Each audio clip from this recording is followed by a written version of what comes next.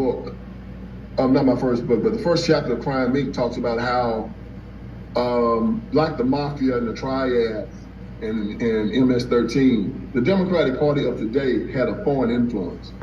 This is not your mother and your grandmother and your grandfather's Democratic Party. They were just a bunch of rabble, a bunch of ignorant Klansmen. This party today is a sophisticated Marxist communist construct. And let me explain. The civil rights movement was infiltrated by communists in 1956. Martin Luther King Jr., and in my book Crime Inc., I prove all of this, and also 25 Lies, I prove it. Martin Luther King Jr. was recruited by the #1 communist in America by the name of Stanley Levinson. Stanley Levinson, and there's a Netflix movie about this guy right now. Barack Obama and Michelle Obama did it.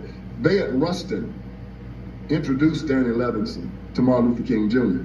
Mind you, Stanley Levinson was the #1 communist in America. The Comintern had given the communists in the civil rights movement a specific goal. They said they wanted them to turn the black community into a replica of the communist bloc, and they did. So Martin Luther King Jr. does this "I Have a Dream" speech, right? People say it's the greatest speech of the 20th century. That speech turned the Declaration of Independence on its head. And let me explain. Martin Luther King Jr. said in that speech a line that put a poison pill in the minds of America. And it pains me to say this about Martin Luther King Jr. being a black man, him being an icon in my family. It pains me, but it's true. King said in that speech, 100 years after the Emancipation Proclamation, the Negro is still not free. That was a lie.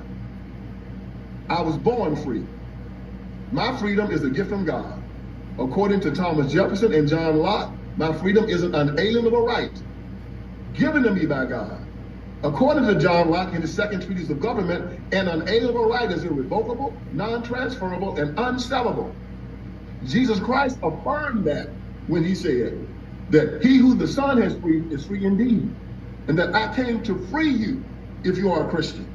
All through the New Testament, they talk about how Christianity is freedom when you accept it. However, Martin Luther King Jr. said in that speech that we were not free. 5 times in that speech, he said that we were not free.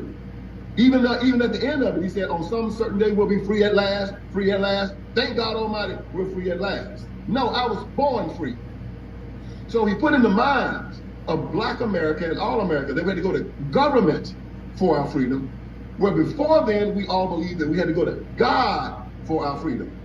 Our Declaration of Independence said that our freedom was unalienable. It came from God. We used that concept to take down King George, because King George said he was sovereign. We said, no, God is sovereign. So King contradicted Jesus Christ and the Declaration of Independence. He said, they asked him, when will we be satisfied? He said, we will never be satisfied. In the same speech, not until justice rolls down like water and righteousness like a mighty stream. Well, that was a fancy way of saying never. According to the Christian religion, we are supposed to live in a state of perpetual peace and satisfaction. Jesus Christ, when he left to go to heaven, said, my peace I leave with you. Instead, King said no. He said, we're going to use coercion, which again, the person that uses coercion is one of the 11 people when I enter the kingdom of heaven. They're extortionists, but they use coercion, sit-ins. I'll aggravate you with sit-ins. I'm going to shut you down. I'm going to boycott you.